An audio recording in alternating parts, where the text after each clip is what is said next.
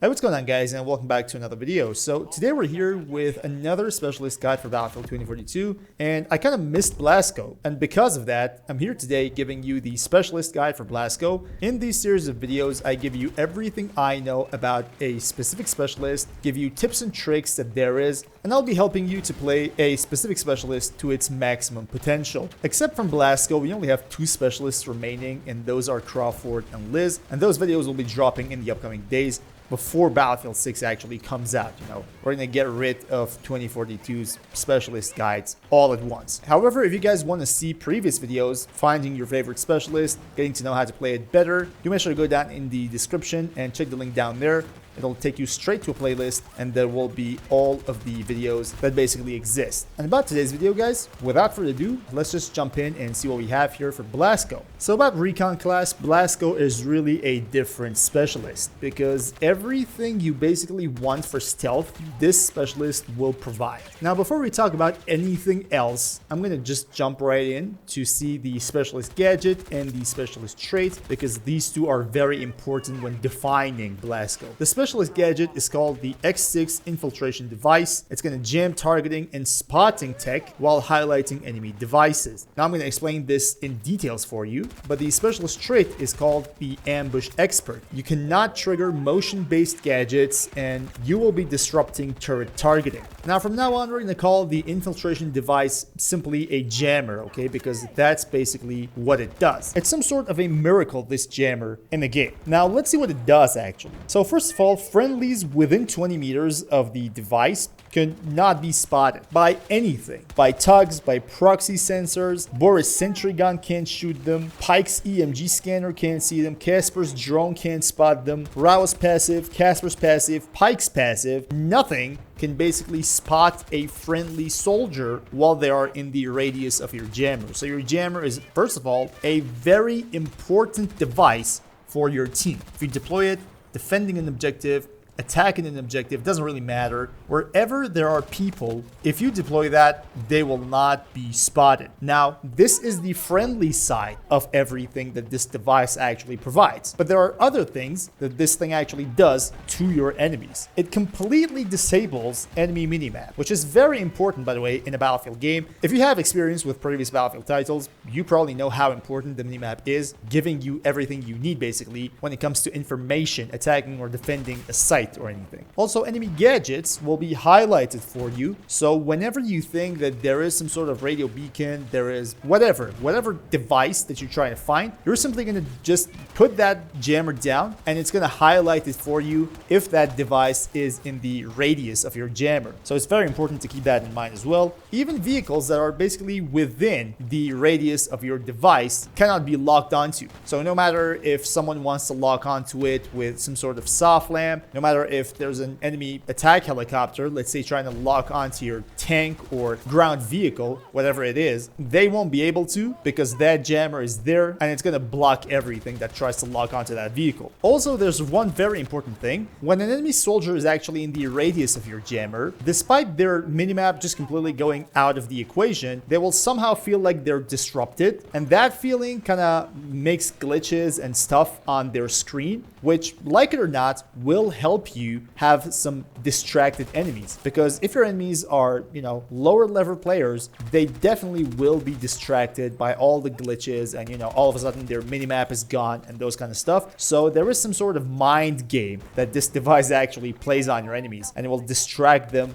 with those artifacts and disruption effects that it plays on the screen of your enemy. Now, if the jammer breaks, you'll have 60 seconds of cooldown before you can, deploy that one more time. But if you die, obviously, that just completely ignores the cooldown and you'll be able to set your gadget down again. Also, this is very important to keep in mind. If you are playing Blasco or if you're playing against Blasco, EMP grenades will just completely destroy the gadget. So if you throw an EMP and it detonates around your device, that device is going to be destroyed. So that's one way something can actually destroy your device. People can shoot it down as well, and Casper's drone can actually destroy it with the EMP that it has. So those are the best ways to destroy this gadget, basically. Now, some types of grenades can also, detonate near it and destroy that. It takes damage, okay? It's not like it's some sort of invincible device. So the best thing you can do is to place it somewhere safe and place it somewhere that can basically just cover the most ground possible for those enemies to be in the radius of this device and actually be affected by it. You know what I'm saying? You can also pick up the jammer anytime you want to avoid cooldown,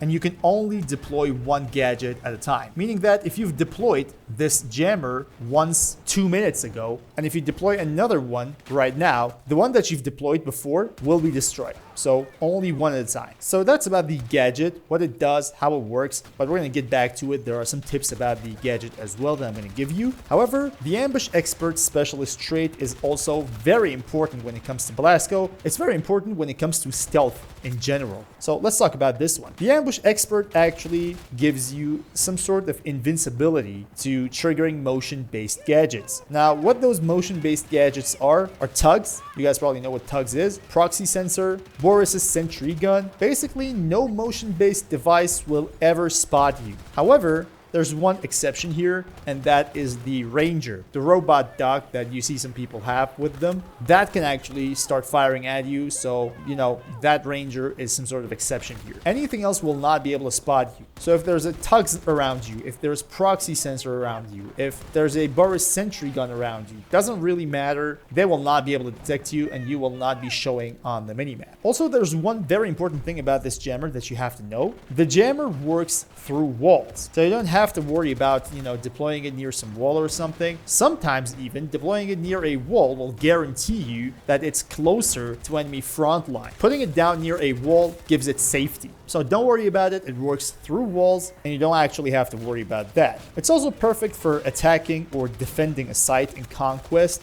but there are game modes where this gadget actually shines. And in my opinion, those game modes have to be Control, first of all, Breakthrough, and Rush. And in my opinion, it works best in Breakthrough because, well, people just kind of populate in one place, and the more people you have in your radius, the more people you disrupt, the more XP you get, and basically you'll have an easier time even to get a T1 mastery on Blasco. It doesn't mean that it's only effective in Control or Breakthrough or Rush. Even in Conquest, even in, you know, other game modes, there's always some sort of use for Blasco. And in my opinion, when it comes to aggressive playing, Blasco is hands down the best specialist in Recon class. There's also one very good thing to keep in mind. If you're somewhere in an objective, wherever, doesn't really matter. If you want to quickly check for enemies, if you think there's someone around you and you want to just, you know, check in, see if that's true, you're just going to deploy the jammer, and if there is someone, your jammer instantly starts beeping, because whenever someone jumps in the radius, that jammer actually starts beeping. You can hear that beeping right now, okay? It starts beeping, and you immediately know that there's someone. Now, if you have tugs with you, you can immediately deploy the tugs, and it's going to give you the exact position of your enemy. So this is a subtle trick that sometimes you can do to quickly find people, most of the times campers and snipers, who are, you know, somewhere around you. You can hear footsteps, but you're not sure, or you don't really know where they are. So you can do that as well. Now, previously I made a video about Blasco talking about becoming invisible with this specialist. Basically what you do is you're going to equip a heavy suppressor, and you're going to play subsonic rounds. That way, if you fire, you will not be shown on the minimap without exception, never. So you're going to be completely out of the minimap when firing. Now you might say people will still be able to spot you, and if you're spotted, you're on the minimap. And you're right, but we're talking about some sort of jammer that will deny people from spotting you. So basically, Blasco is the only specialist that can be completely invisible and out of the radar whenever the player wants. And if you want to know how to do that, I have a separate video just explaining everything about that setup that you need to know. That video will pop up right now on the top right corner. There's also a link to it down in the description. You can go ahead and check that out and, you know, make use of this whole setup because it really is overpowered. Now, about gadgets and throwables that you can actually play and are recommended playing when using Blasco. Blasco is one of the specialists, one of the recon specialists that you can play completely aggressively, and you won't have any penalty for doing so because the thing is actually made for being aggressive. Now, you might ask how you're going to do that. The simple answer to that is Tugs or Proxy Sensor. Now, Tugs is, in my opinion, a lot better because you place it somewhere and it's going to be safe. People can't see it most of the times, and it works kind of similar to your own gadget. It works through walls in hidden places, and if you hide it well, it will do you good. Believe me, it will do you good. However, for the Proxy Sensor, you have to throw it, and after a while it gets destroyed. People can pick it up, people can destroy it easier. They can even use it against you. So Tugs is recommended here. Now, why are we talking about Tugs or Proxy Sensor? Well, the easy answer is when someone enters your proximity, your jammer starts beeping, okay? So you know there's someone, but the jammer wouldn't tell you where they are. It doesn't really show them on the mini-map.